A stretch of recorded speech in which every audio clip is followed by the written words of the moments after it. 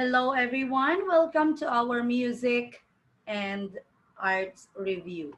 So first, let's have our music. In our music, the meaning of pitch is the highness and lowness of tones. So I have here yung mga meanings kasi needed ito para sa multiple choice nyo, okay? So pitch, highness and lowness of tones, and the faster the vibration, the higher is the pitch. The lower the vibration, the lower is the pitch. Then melody. What is melody? Melody is the arrangement of tones and musical lines. So remember, your the type of exam for this one is multiple choice.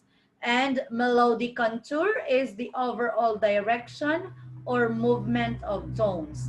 Musical line, a line in a song that expresses a complete musical idea. So this one is also included in multiple choice. So remember the meanings: pitch, the highness and lowness.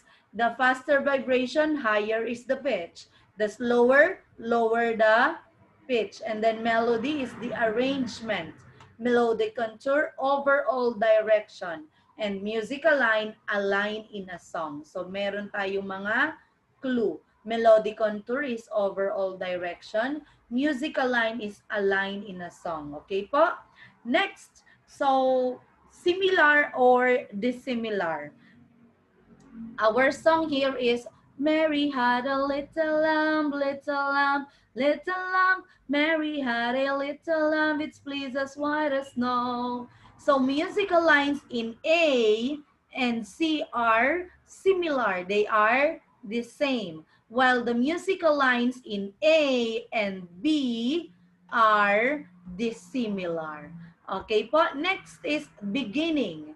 Okay, beginning is the starting or the first musical line in a song. So this one also is included in our multiple choice, yung meaning. And the ending is the last musical line of a song. So dun sa isang exam natin, you will identify yung song if it is a beginning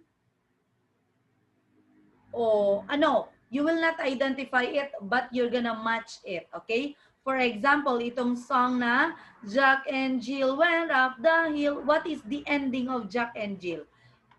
Ang mamatay ng dahil sa'yo or sa paligid-ligid ng puno ninga. So like that. Mayroong ima-match nyo, you're gonna match the beginning of the song to its ending. Okay? Matching type. Next is for this one, similar and dissimilar, you will identify. You will write similar or dissimilar. Okay po? So that's all for our music. Now let's go to our arts review. So in our arts review, this one, the meaning again. So this one, it's all, what's this? It's multiple choice. Okay po? Multiple choice. So let's start first with the shape. Shape is the form of appearance of the outer edges that outline a figure or something. So the meaning of shape is the form of appearance of the outer edges. So the clue here, kaya nalalaman ni Teacher Bell that I know that this one is a shape. I remember the word outer edges. Okay po? So, that is a shape. So, geometric shape. What is geometric shape? Geometric shape can be circles, diamonds, ovals, and rectangles, triangles. Okay po? Next is, where are we now? Organic shape. So these are those that you see in nature, like the shape of the leaves, flowers, and fruits, and the shape of animals and other things in nature. So remember, geometric shapes are the, excuse me, are the circle, diamonds, and ovals, while the organic shape, yung shape ng leaves, shape ng stones, ng flowers, and fruits. Next, texture. It is the surface, characteristics, and appearance of an object. So you need to remember also the meaning of texture. So what is painting? Painting is the art of applying paint, pigment, or other medium to a drawing. So the clue here for you to know the meaning of painting is the art of applying paint. Okay po? Remember the meanings, okay? And the type of exam that I use is multiple choice. So what are related colors? These are those that lie next to each other in the color. For example, blue and violet, they are related. Violet and red, related. Red and orange, related. Orange and yellow, related. Yellow and green, related. And green and blue is related. What about contrasting colors? These are those that are on the opposite side. For example, violet and orange, it's contrasting. Orange and blue, contrasting. Green and red, contrasting. Yellow and violet, contrasting. Okay po?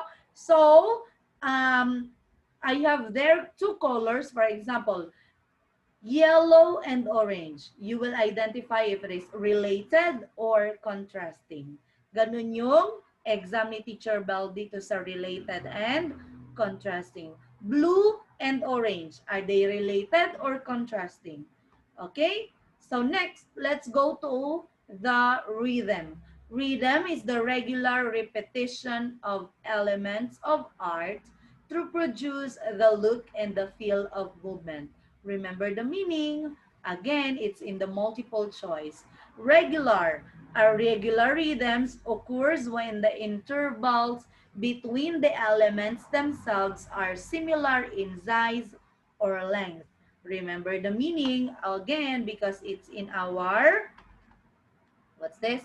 In our multiple choice. And the regular is this one, like this.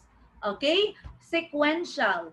The design has patterns that are arranged through, no, the clue here in regular is similar in size or length. When you see this one, that is regular. The clue in sequential is arrange or pattern. Okay? A pattern. And like this, small to biggest, then tallest to smallest or shortest. So this one is sequential. Next, alternation. This type of arrangement is similar to bouncing ball effect. Up and down, up and down. Remember the meaning? And then rate, and then the alternation is this one, the picture. And radial. This type of arrangement is moving in circle or around the surface. So that one is radial. So the exam in arts is multiple choice because of the meanings, and the identification, yung related colors or contrasting colors.